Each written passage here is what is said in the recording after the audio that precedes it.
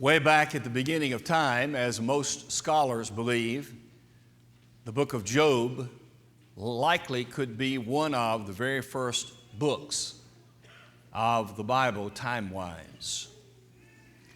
And in chapter 14 and verse 14, Job asks a question that is still being asked today. He said, "If a man dies, shall he live again? All my time in this earth, I will wait till my change comes." David the king was assured that there was indeed life after death. For in Psalm 49 in verse 15, King David said, "I know the Lord will receive me from the grave. He will receive my soul." Jesus comes along and verifies that what these two men had said indeed is true. In John 6, "If anyone sees me and believes me, I'll raise him." John 11 and 25, same concept.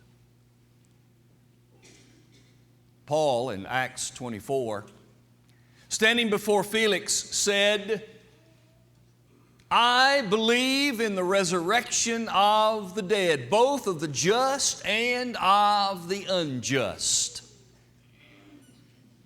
And that same Paul, in the text before us of 1 Corinthians 15, gave us as clear a picture as God intends for us to have about that coming resurrection. There is a resurrection of the dead. This passage says that Jesus is the first fruits. Before we look into the resurrection a little more, let us examine this idea of first fruits. First fruits is a word that comes to us from the Jewish religion. In the Old Testament, the Mosaic Law, God, in His giving of the law, began there on Mount Sinai as He gave the law to Moses in Exodus 22 and verse 29. And He said, "Bring the first of your fruits and of your juices, and your firstborn son you shall give to me." When Moses came over the law again, before they entered in Deuteronomy 26 into the promised land, verses 1 and 2, Moses said, "When you come into this land that the Lord your God is giving you to possess and dwell in it, then take of some of the fruits of the land, put it in a basket, and take it to the place where God will let His name abide." First fruits. God has always said, "I get the first, and then I get the best of the rest." It played out a number of times in the Jewish law and the Jewish history. When they came into the promised land, the very first city they came to, you remember what God instructed them? He said, "Take nothing. It's all mine." The first city in the promised land, everything first fruits belonged to God. They were permitted to keep nothing. First fruits. Every firstborn son was dedicated to God. A price was paid. An animal had to die for the firstborn son. When the harvest came in, the first grain, the first fruits, the first juice, the first of everything was given to God. Jesus is the first fruits. Based on what I understand first fruits in the Old Testament, here's what I believe it means. First fruits means that this belongs to God. He has a claim on it. It's His. I dare not take it from Him.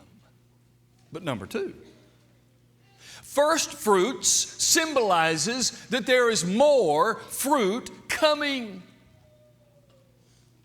God said, you bring the first. And then what did He do? He honored them by giving them more. When they failed to keep His law, when they failed to honor God and keep the things He said, He sent them off into captivity. But when they honored Him, He blessed them. I think first fruit means it belongs to God and more is coming. Now think about this passage in 1 Corinthians 15. Jesus is the first fruits. He belongs to God. Therefore, God raised Him up. There have been many discussions through the centuries about the veracity of the resurrection of Jesus. But let there be no mistake, there is plenty credible witness to the resurrection of Jesus. Just a few for consideration. The greatest evidence for the resurrection of Jesus is the empty tomb. They knew where it was. The women on that first day got up and went to the tomb. They knew where it was. They had watched His body placed there. The ones who placed it there knew where the body was. But the tomb was empty. The authorities knew it was empty. They had to come up with a story. So in Matthew 27, they come up with this story. Oh, they stole the body. The disciples did. You see, the story, the lie, in fact, is evidence that Jesus was resurrected. If you have a body, you don't have to make up a story as to why it's not there. That tomb was empty. When Peter stood up in Acts 2 and proclaimed that all of those there had participated in the crucifixion of Jesus, he made this statement. King David, his tomb is with us until this day. But Jesus, resurrected. If anyone doubted it, all they had to do was yell out, hey, wait a minute, he's not telling the truth. Come with me, I'll show you his body. It's still right over here in the tomb. But nobody did, because nobody could. Because Jesus was resurrected, and the empty tomb stands as a memorial. The stone testifies to the resurrection of Jesus.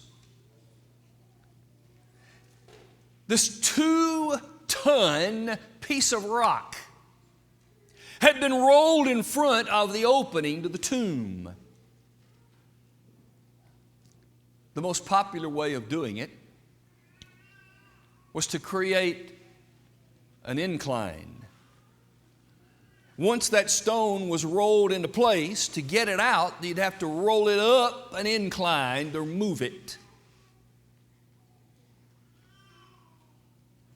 When the women came to the tomb and they saw, they were wondering, their first thought was, who's going to move the stone?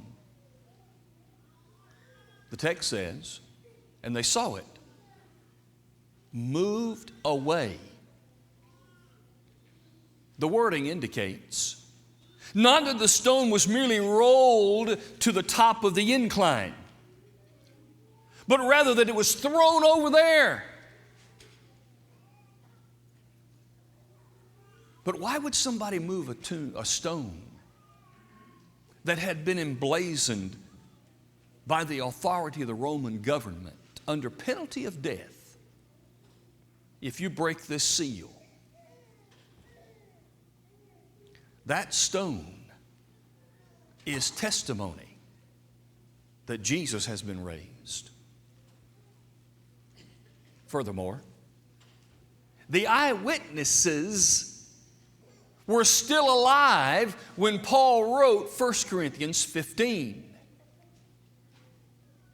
Now, if the resurrection of Jesus took place somewhere around AD 33 or so, and Paul wrote Corinthians somewhere around AD 60 to 62, for 30 years. 30 years since the events of the resurrection. And when 1 Corinthians 15 opens, there were over 500 people at one time who saw Jesus resurrected, and as Paul said, the majority of whom are still alive today. When Paul preached, when Peter preached, everything they preached was based on the resurrection of Jesus. All those eyewitnesses could be brought in to say, did you see him alive? Yes, I did.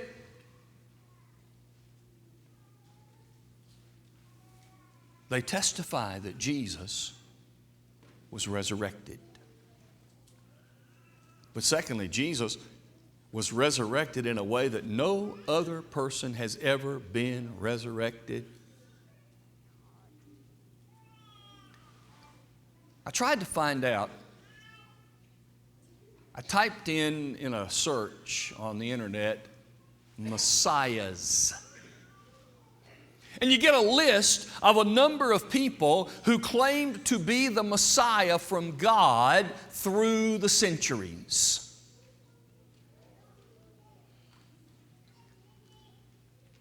Interesting stuff. There was a guy named Dositheus the Samaritan, who in the early part of the first or the second and third century, I think it was, used Deuteronomy 18:15, where God said to Moses, I will raise up from among your brethren one like you. Obviously speaking about Jesus. He applied it to himself and said, I am he. And a bunch of the Samaritans believed him. Later on, one of the prime leaders, woman, of the Shakers, Anna Lee, made the statement that she is the female version of God. I am female God. Interesting. Two leaders of another particular faith, one of whom said, I am Jesus reincarnated, or I am Jesus come from God. Another leader of the same religious group said, my son who was just born, this was in the 1870s, is the reincarnation of Jesus Christ himself. We could talk about Sun Myung Moon, the head of the Unification Church in Korea. His group called the Moonies. He said he was not Jesus himself, but he was one sent with the same power as Jesus. We could talk about David Koresh, the branch Davidians. And we could talk about the one proclaimed to be the leader of the largest religious group in the world, Muhammad, the Muslims, who himself claimed to be just like Jesus, who was just a man. In fact, he claimed that Jesus did not die on the cross. In fact, he just merely swooned, passed out. And the cool tomb brought him back to consciousness.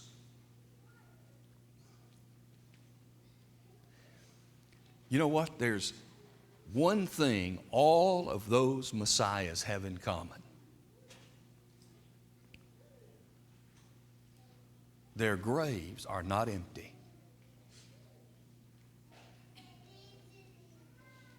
There's only one whose tomb today loudly proclaims Jesus has been resurrected.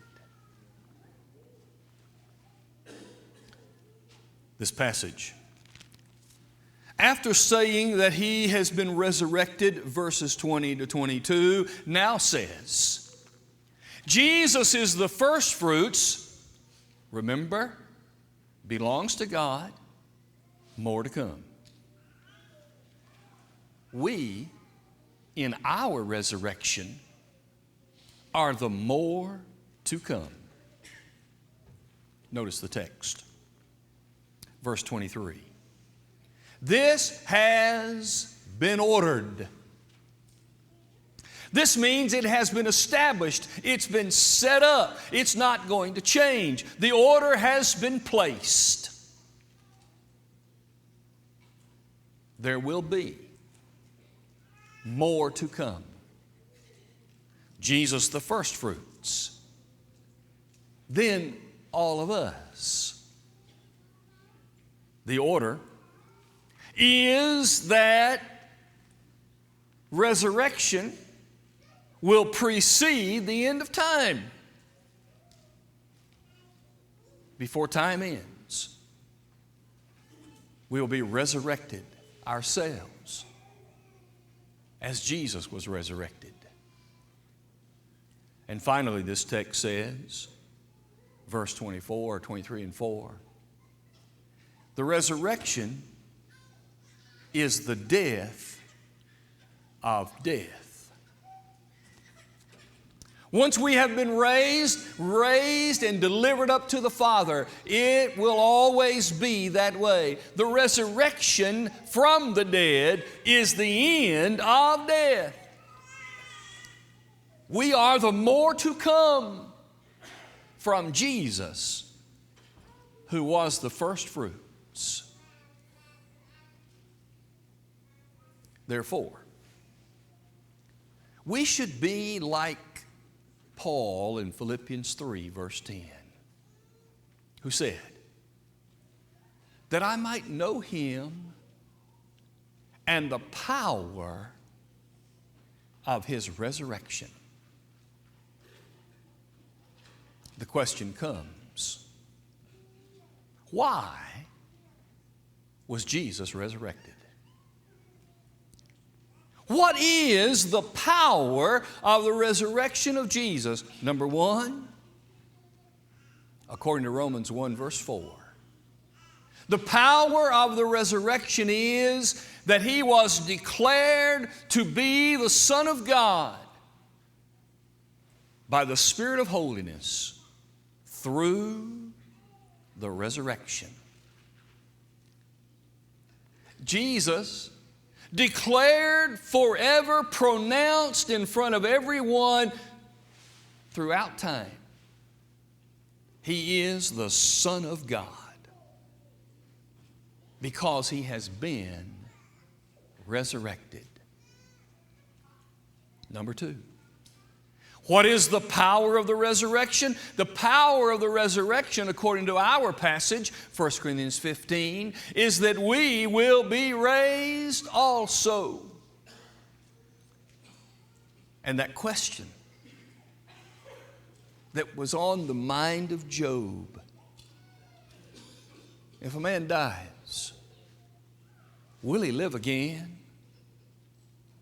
The resurrection of Jesus is for the purpose of saying, yes, Job, you will live again, because there is more fruit to come after the first fruits.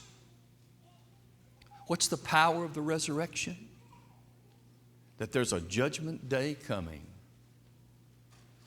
As Paul stood on that mountain in Acts chapter 17, he said, starting in verse 30, truly these times of ignorance God overlooked, but now commands all men everywhere to repent, because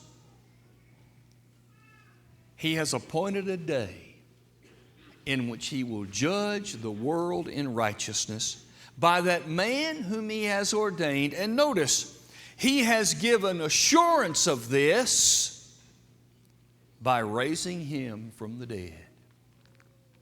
The power of the resurrection is to confirm that there's a judgment day coming.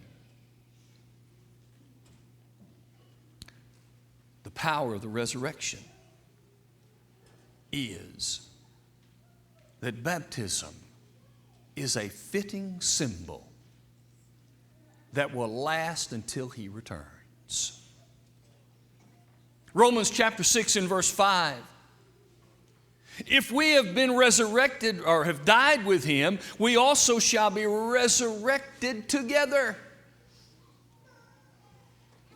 In baptism, we die to sin, and we are resurrected a brand new life, from sinner to saint. And the resurrection out of that water counts on the resurrection of Jesus from the tomb. Therefore, Peter would say, in 1 Peter 3 and verse 21, there is a figure that also now saves us, baptism. Not the removal of the filth of the flesh, but the answer of a good conscience toward God. And John in his revelation closed in chapter 20 with these words. Over these, those who go through the first resurrection, the second death has no power. If you go through the first resurrection, the second death has no power. What's the first resurrection? Out of water to a new life. What's the second death? Separation from God for eternity. If a person goes through this resurrection, they will not be separated from God in the second death, but are subject to the second resurrection to be with God forever. So why? Why the resurrection of Jesus?